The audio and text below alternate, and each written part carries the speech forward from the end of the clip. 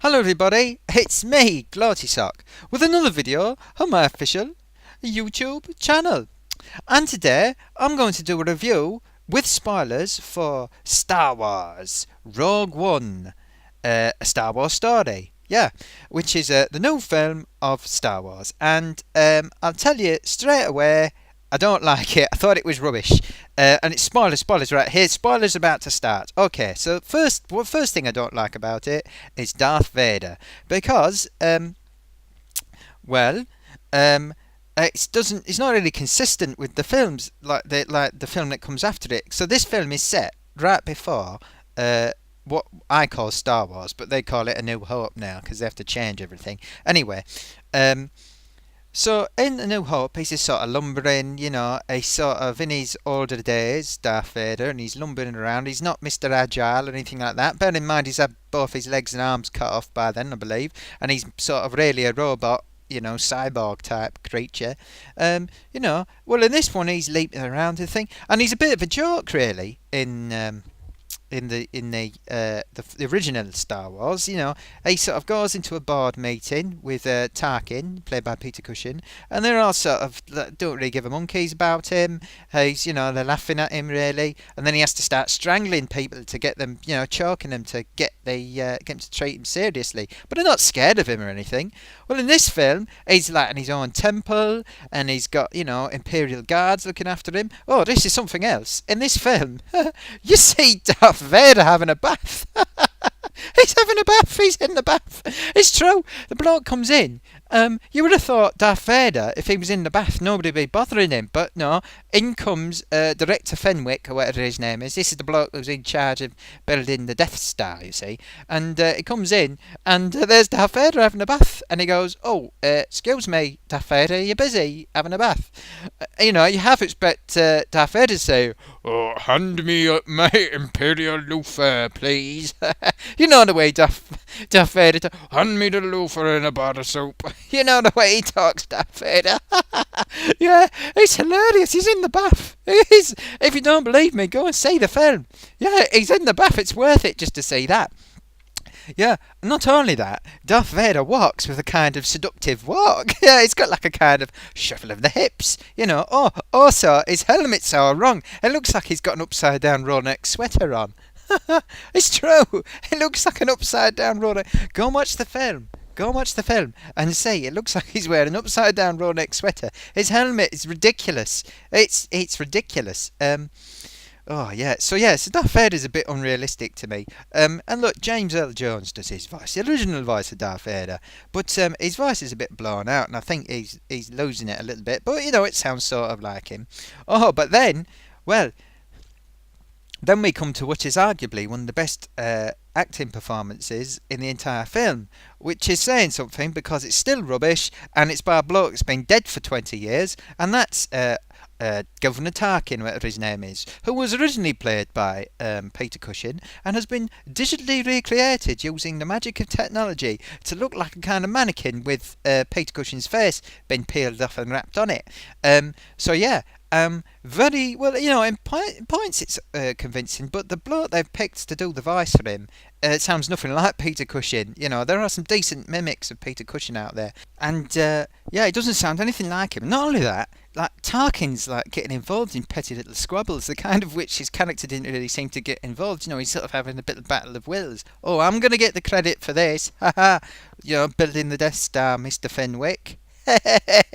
Oh, I'm so creepy. It's just so stupid because you just feel like in the proper films it was a proper rounded character in the original film of Star Wars, which you didn't get to see much of, because he was in the first one, they blew him up. And in this one, he's like, "Oh, I'm a devious so and so, aren't I? I'm gonna get the credit. The emperor like me, and he won't know that even you was involved in it."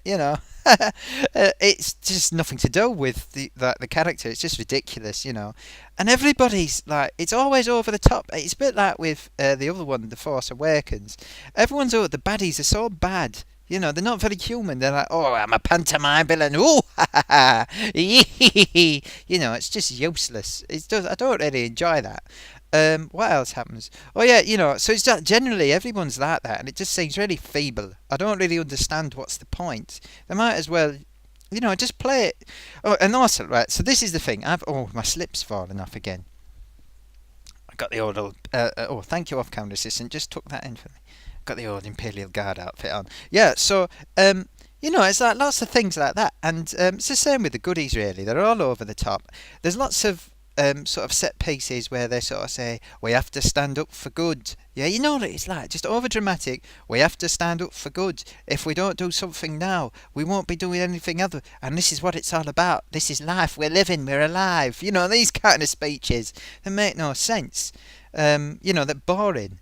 And that's the whole thing about this film. It's just boring. From beginning to end, it's boring. The music is boring. If they've got a kind of like Muzak copyright free version of Star Wars themes, like you might find on like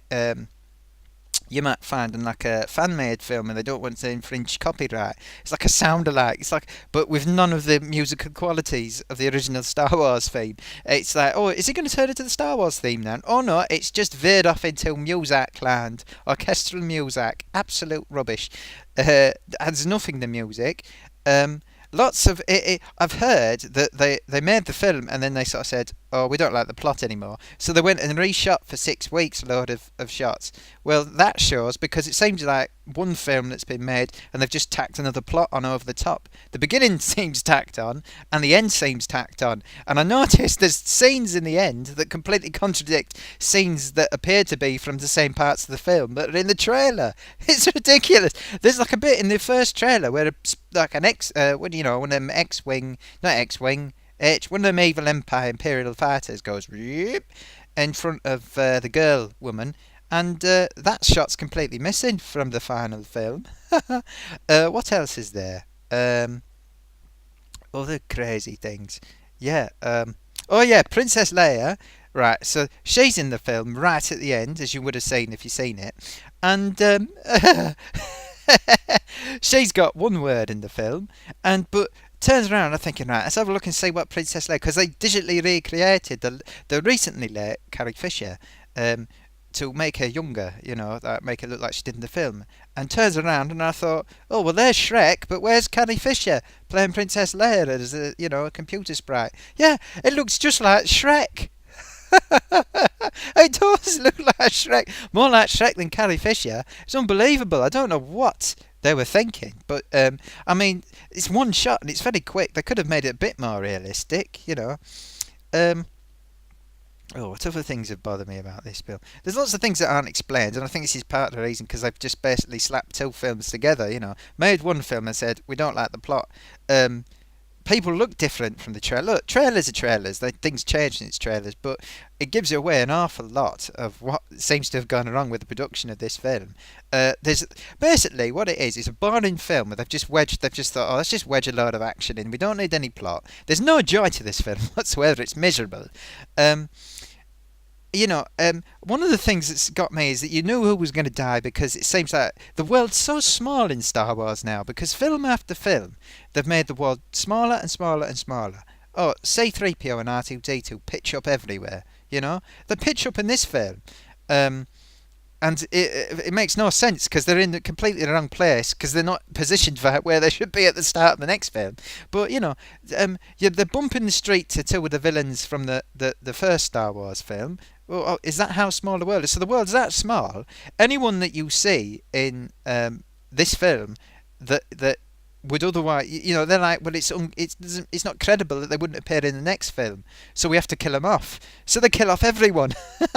They kill off everyone. So you knew beforehand, well, we know he'll be alive in the next film. Oh, you Red 5, are you? Well, you're not going to be in the next film, because Luke Skywalker's Red 5 in the next film. Yeah. So they just, oh, well, he's a handsome character. Shame he's going to die because he's not in the next film. Because the world's so small, it's not plausible that they could just be in the background somewhere, the camera's not focusing on them. So they killed off everyone. Everyone's dead. Everyone's dead, David, the Ascending Red Dwarf. So yeah, it's just feeble. It would have been more of a surprise if they'd lived, and they could have done that. Or just crippled or something like that if they had to make. But no, they killed off everyone, so no suspense there. I thought the end was rubbish. I thought it was all rubbish, to be honest. It's so claustrophobic. The whole thing is claustrophobic. The cinematography, the art of cinematography is finished. Certainly as far as Star Wars is concerned. Every film is so claustrophobic.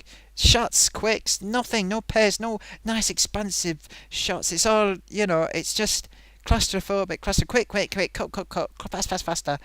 And George Lucas was notorious for faster, more intense was his instruction on set, but he had, he was well paced, his films. The edit is terrible. Cobbled together. So yeah, in short, it's a terrible film full of overly long set piece speeches. It's boring. There's no fun in it whatsoever. It's miserable. I mean, it's truly miserable. They kill off everyone. Darth Vader is ridiculous. Governor Tarkin's become a pantomime villain. Completely different to the pantomime villain he was, much more human pantomime villain he was in the original one, much better acted. The voice is stupid. Princess Leia might as well not bothered. Everything's, it's just complete. It's over the top rubbish. Basically, they've crossed the line of where you can suspend disbelief. It's just stupid. The music's awful. It's rubbish. It's some of the models are alright, but even then, some of the models are not shot very well. I'd say the costumes are not too bad. It doesn't look quite as lived in as you would hope, but the costumes are not too bad. The character designs are a bit better than they've had in some of the recent films. I didn't think they were too bad. The acting was generally awful. It's just a lot of things sort of shoehorned in to make it like, oh, look who it is, it's him from that film. R2D2 C3PO were in the wrong place, makes no sense for the film. And generally, I thought it was pretty awful, boring experience. Too long, the film. Just awful plot, boring, miserable. Oh yeah, I didn't even say anything about the Chinese blokes. There's these two Chinese blokes who just joined them and there's no real reason for it. They just come along. Yeah, we'll come along with you. Nobody asked them. Nobody said. They just jumped on their spaceship and then that was it. We're in. Never said anything. Just followed them around. It's a team. Hey gang, we're all together. Stupid. Yeah, it's rubbish. So my verdict for Rogue One was it's somewhere below Caravan of Courage. So thank you very much for watching. I hope you let us know what you think. Let us know. Put it in the box below if you see a box below. In the meantime, my name is Gloatysock, doing a review Rogue One Star Wars story on my official YouTube channel. You can follow me on Twitter at Gloatysock. I have a Facebook page. You can find me just by doing a search for Gloatysock. And what else have I got? Oh yes, and you can subscribe to my YouTube channel by hitting the subscribe button.